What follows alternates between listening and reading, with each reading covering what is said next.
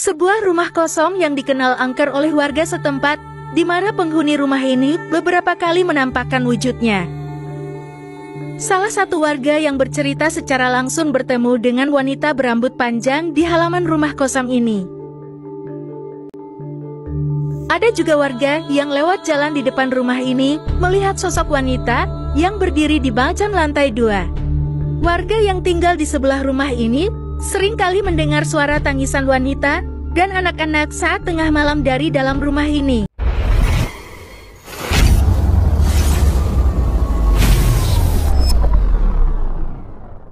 Welcome to Khotbah Populer. Yesus yang populer harus dikhotbahkan. Sahabat, pada kesempatan ini kita mau bahas tentang rumah angker, yang dimana selalu ditemukan manifestasi atau penampakan-penampakan yang bersifat mistik. Kita akan bahas, namun sebelumnya kita dengarkan dulu pernyataan hambanya, Evangelis Daud Tony, mengenai hal tersebut. Bagaimana mengatasi gangguan bayangan hitam yang sering muncul di rumah berupa wanita? Mungkin ada bayangan putih juga, Pak Daud. Kalau kasus penampakan bayangan hitam atau bayangan itu sekitar rumah kelebet-kelebet, berarti rumah itu dulu pernah terjadi pembunuhan. Jadi kalau suatu rumah ada sering penampakan, itu kayak kelebet. Nah itu baju merah atau baju putih, berarti tempat itu pernah terjadi pembunuhan, darah yang menuntut. Atau yang kedua, kalau sering ada suara-suara aneh ketok pintu, buka pintu tidak ada orangnya, atau suara orang itu kayak ngobrol-ngobrol satu ruangan, berarti tempat itu tempat kejadian orang bunuh diri. Nah berarti tempat itu ada kutukan, namanya kutukan darah. Nah itu disucikan dengan darah Yesus. Apa saudara? Nah doanya seperti ini, ya semua. Darah Yesus, sucikan tempat ini, tempat terkutuk ini diubah jadi berkat. Darah Yesus, hancurkan mantra. Darah Yesus, hancurkan kutuk. Darah Yesus, sucikan tempat ini. Demi nama Yesus, roh-roh jahat, roh-roh terkutuk, roh-roh gelap keluar. Darah Yesus, sucikan tempat ini. Darah Yesus, bentengi tempat ini di dalam nama Yesus. Nah, bagaimana sahabat? Apakah rumah yang sahabat tempati saat ini ada indikasi seperti yang disampaikan oleh hambanya Evangelis Daud Tony, atau dalam bentuk lain yang itu bersifat mistik dan membuat bulu kuduk kita naik? Jikalau ada, berarti rumah tempat sahabat tinggal saat ini pernah terjadi peristiwa yang mengerikan, atau seseorang telah terenggut nyawanya di tempat itu sehingga masuk kategori tanah yang menuntut atau roh yang menuntut akibat ketidakadilan, menuntut kepada yang maha kuasa. Kita tidak tahu latar belakang tanah tersebut atau rumah tersebut. Barangkali di masa lampau, sebelum kita ada di situ, pernah di tanah itu terjadi tragedi yang mengerikan, sampai orang harus kehilangan nyawa di tempat tersebut. Jadi, kalau ada indikasi-indikasi seperti itu, jangan ragu-ragu bertindak seperti yang diajarkan oleh hambanya. Kita harus berdoa demi nama Yesus agar tempat tersebut disucikan, diubah menjadi berkat, lalu tanah tersebut menjadi milik Tuhan, diberkati Tuhan. Kita harus patahkan dengan doa darah Yesus yang diajarkan oleh hambanya tadi. Secara inti, menggunakan isi doa dengan darah Yesus seperti ini. Darah Yesus hancurkan kutu, darah Yesus hancurkan mantra. darah Yesus bebaskan dari kutuk-kutuk yang mengikat. Darah Yesus, roh-roh jahat keluar, kuasa gelap keluar, pergi dari tempat ini. Dan berkat Tuhan, penyertaan Tuhan hadir. Dalam nama Yesus, rumah tersebut sekarang menjadi tempat Tuhan bernaung dan memberkati si penghuni. Seperti itu kurang lebih. Nah, bicara tentang tanah atau tempat atau roh yang menuntut, itu Alkitabiah. Di dalam Alkitab tercatat dalam kitab Kejadian pasal 4 ayat 10 yang berbunyi, firman-Nya, apakah yang telah kau perbuat ini? Darah adikmu itu berteriak kepadaku dari tanah.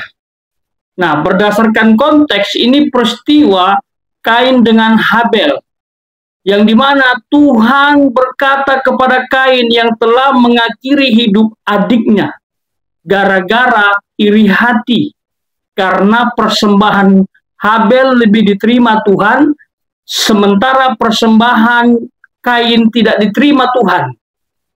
Sebenarnya ini masalah ketulusan, kesungguhan. Waktu Kain mempersembahkan hasil dari bumi, hasil pertaniannya, dia tidak sungguh-sungguh ingin mempersembahkan kepada Tuhan. Tetapi Habel, sungguh-sungguh dia mempersembahkan binatang untuk Tuhan, menjadi korban bakaran. Dan Tuhan senang. Tapi gara-gara Tuhan senang dan Tuhan terima persembahan Habel, Kain iri hati, benci, dendam. Sehingga dia punya rencana untuk mengakhiri hidup adik kandungnya sendiri. Waktu dia berhasil mengakhiri hidup adiknya, firman Tuhan berkata bahwa darah Habel menuntut, berteriak kepada Tuhan, menuntut keadilan karena dia mengalami peristiwa yang mengerikan, yang sebenarnya itu tidak boleh dilakukan oleh siapapun. Dan konsekuensi yang diberikan Tuhan, Kain mendapat ganjaran. Dilanjutkan di ayat yang ke-11 tadi. Maka sekarang terkutuklah engkau, terbuang jauh dari tanah yang mengangakkan mulutnya untuk menerima darah adikmu itu dari tanganmu. Ini konsekuensi buat orang yang melakukan kejahatan sampai seseorang harus merenggang nyawa. Dia akan terkutuk kemanapun dia pergi. Jadi setiap orang yang melakukan tindak kriminal yang sampai merenggut nyawa orang, maka dia akan hidup dalam kutuk. Dan dia akan mengalami ketidakdamaian sepanjang hidupnya, dan orang tersebut akan selalu mengalami kegagalan dan bahkan kehancuran. Tuh. Jadi kalau kita tinggal di tempat seperti itu, tempat yang pernah dipakai untuk melakukan tindak kejahatan sampai membuat orang kehilangan nyawa, maka tempat tersebut adalah tempat yang harus dibebaskan. Karena tempat tersebut adalah tempat yang dikuasai oleh iblis. Karena iblis selalu mengambil kesempatan untuk memanifestasikan segala sesuatu yang bersifat tragis. Itu. Makanya banyak tempat-tempat yang angker gara-gara iblis ambil alih. Apabila terjadi kejadian yang mengerikan di tempat tersebut yang sampai merenggut nyawa seseorang. Makanya kita harus berdoa dengan sungguh-sungguh kepada Tuhan supaya Tuhan sucikan, bersihkan tempat tersebut sehingga tempat tersebut menjadi tempat yang damai, tenang untuk orang datang. Orang yang berkunjung ke rumah kita mengalami sukacita. Itu. Dan kita harus komitmen untuk tidak melakukan hal yang bodoh itu tadi. Jangankan untuk mengakhiri hidup orang, merugikan orang saja secara spiritual, secara ekonomi, secara karakter itu tidak boleh. Kita harus bisa pastikan setiap orang diberkati melalui gaya hidup kita, sikap kita. Itu.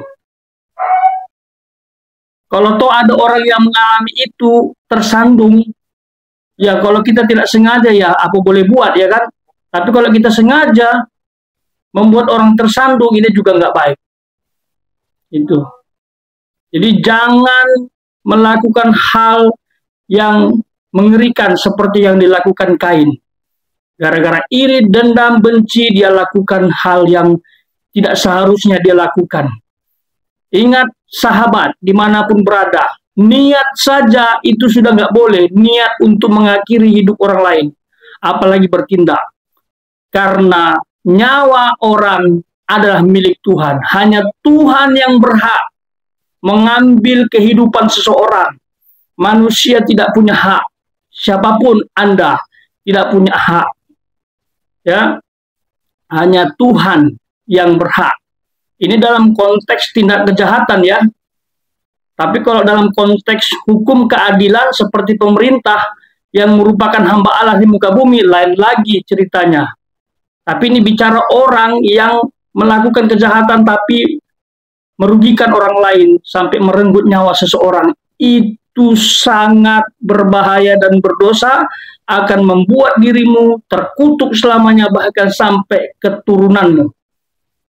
Berbuat baiklah senantiasa kepada orang. Bahkan saat Anda dihina, saat berbuat baik, itu juga harus terus kita lakukan. Jangan sampai kita menyerah gara-gara sakit hati, benci. Mari, kita memang tidak sempurna, tapi kita minta tolong kepada Tuhan untuk memampukan kita menjadi garam dan terang dunia yang memberkati orang. Pokoknya gimana caranya orang diberkati melalui hidup kita. Bukan bagaimana caranya untuk membalas, menyakiti, menghukum orang lain melalui kesombongan dan kepemimpinan kita dan harta kita. Kalau kita punya uang, punya harta, pastikan kita mendukung pekerjaan Tuhan menjadi berkat bagi orang-orang yang dibutuhkan, bagi orang-orang yang membutuhkan.